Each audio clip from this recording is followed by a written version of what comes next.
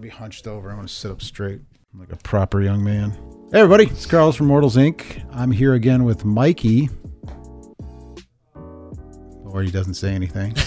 Yeah, I thought I'd do a quick little note about an old game that I really enjoy because we were talking about it at the shop about what we should do, and Mikey gave me the top 10 of board game list, and I realized I haven't played any of those.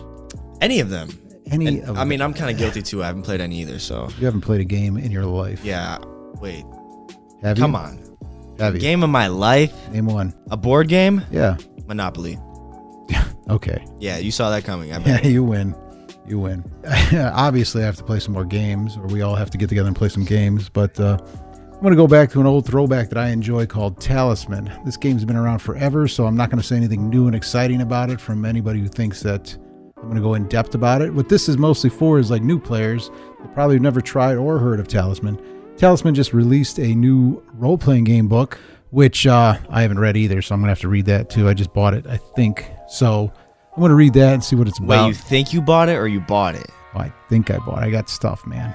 Okay, Yeah, moving on. I got stuff. So anyway, Talisman is a classic board game. It's got to be from the 80s. This is the 4th edition right here. I love the artwork on it. Not so much this cover, but the old covers I love. It's a classic artwork from the original Fantasy Realms and all that good stuff. But Talisman is a good board game for your family. It's definitely not cooperative whatsoever. What it basically is you see the map. That's a whole board game behind me, I believe. So what you do is you pick a character. It's usually randomly dealt. You get a simple character. It could be a simple wizard, a troll, a necromancer, a ghoul, or something classic fantasy. It's got only about a few characteristics like strength, craft, and some other basic things. You can carry 4 items, and what you do is you adventure around the outer rim of the board. The object is to get to the center for the Tower of Power, I believe it's called. Once again, not sure, but there's a tower in the center, and it's where the ultimate power is.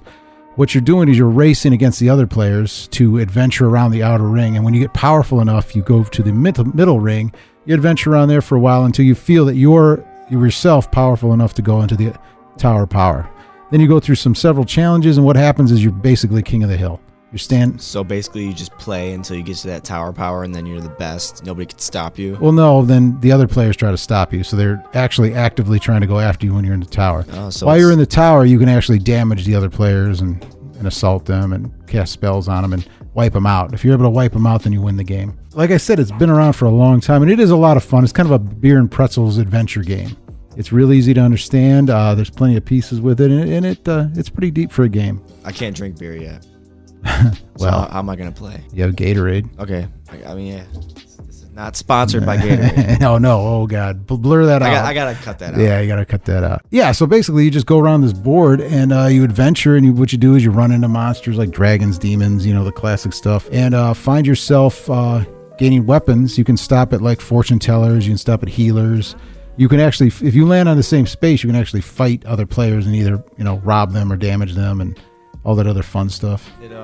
Did this game come out prior to the RPG, or did it come out? Oh, no, this is prior to your birth. Oh, okay. Yeah, it's well, I knew that. You said it came out a while ago, but did the RPG come out first? No, that's just recently. I think that was something that happened. Okay, so they based this off of... I'm trying to find if there's the original date on this. Interesting. Which is, I'm sure, a quick Google. A quick Google. Hey, let's start a new company called Google. Presented by Mortals, Inc. A new search browser. Yeah, search browser. You get like 3 things you can search for. Just 3? Yeah, that's all. That's all I have the time for. Then I'm not really going to research it really good. I'm just going to make it up as I go. If it's an emergency, you got to search like hospitals. You only get 2 more after that. So better hope you find a sufficient amount of hospitals nearby. Don't have an emergency. That's what I say. So yeah, that's a good game. If you're looking for a family game or something to play with this is really easy to understand, and it's not cooperative at all. So this is not a cooperative game. This is a classic. I don't like you, you don't like me, we're all racing for the top, and it's King of the Hill. It's basically King of the Hill in a fantasy world. Do you know how many can play at a time? I think 8 in the basic set, but you can always, there's like a ton of expansions for these, and I'd imagine it gets intense. Yeah, it does. I played this with another store owner, my wife Diana, and we played against Chris from Warzone, which is our competitor, and he said he was bringing a friend or whatever like that. Well, here he brings like this expert board game player to come in. I'm like, really? You got to bring a ringer? I thought we were just having a nice time to sit down. I can't remember. Real. I think he did win, but it was like, it is not a short game either. This can go like 2, 3, 4 hours. So this is an evening. This is not a quick game. But is that minimum? Like, what's the minimum? I think it's you could play a game in like in 2 hours. Oh, so it is lengthy. What happened to this box? This box is damaged.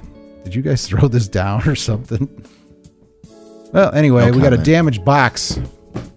Probably give you 15% off if you come in. Oh, somebody come get it. When I played, when we played it, it's been 2 hours. I can't imagine this game being less than an hour at all. I mean, the setup time is another thing.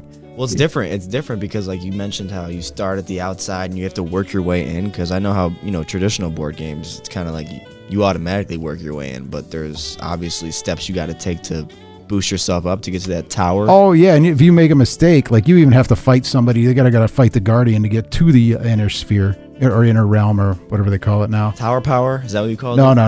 Tower of power, yeah.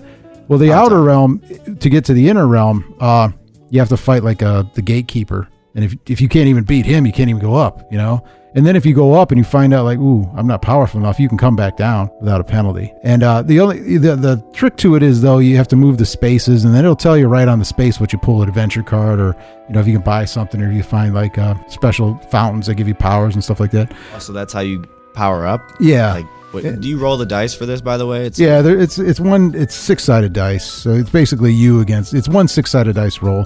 It's real simple. Like if you have a 6th in strength and the monster you pull over also has a 6th in strength, you would roll a dice. Your opponent, another player rolls a dice, and then you just add it together. Whoever has a higher dice, you win if it's equal to or higher, and then you kill the monster. If not, you take damage and the monster stays there. And the thing about it is each space is counted. So when you move, you have to roll the dice. You have to go that space. So even though you only want to go 2, you roll the dice and you get 4, you got to move 4. You can't go 1, 2, 3, 4 and then come back, or 1, 2 and then 4. That would be cheating.